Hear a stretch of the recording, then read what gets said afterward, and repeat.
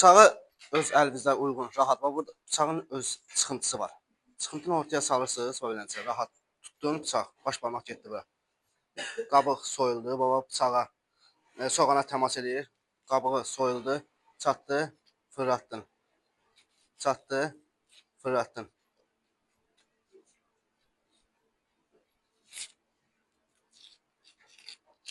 Soydun, ikinci təbəqə çıxarıldı.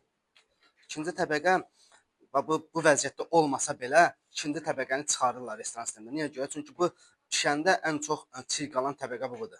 Bunu çıxardırıq. Ondan sonra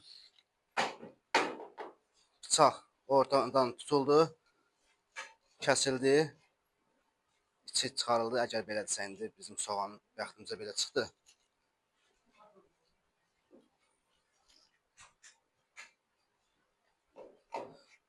Jülendirsə bu qaydada, yox əgər, birinci jüleni göstərəm. Jülendirsə bu qaydada.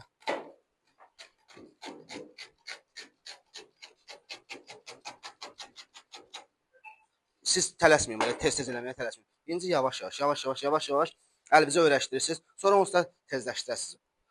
Get-gedə sürət artacaq. Yox, əgər jülen deyilsə, xırda doğramaq istəyirsinizsə soğanı, məsəl üçün bu qaydada eləyirsiniz.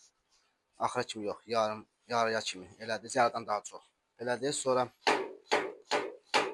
nə qədər nazik olsa, az olsa, sizin doğradığınız kubik bir o qədər xırda olacaq. Barmaqlar beləncə yox, gizlin şəkildə olmalı ki, barmağı kəsə bilməyəsən. Elədikcə barmağı itələyirsən, soğan kəsdikcə barmağı itələyirsən, soğan kəsdikcə barmağı itələyirsən. Barmaq arxaya gəlir. Xırda-xırda. Gördünüz necə xırdadır. Sizin bu doğradığınız jülyen kimi doğradığınız nə qədər xırda olsa, fikir verin, onda kubunuz bir o qədər xırda olacaq.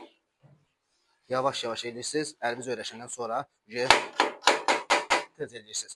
Tezə birincidən çalışmayın. Əsas odur ki, nəticə gözəl olsun, xırda olsun və yaxud da jülyen olsun. Başlayın.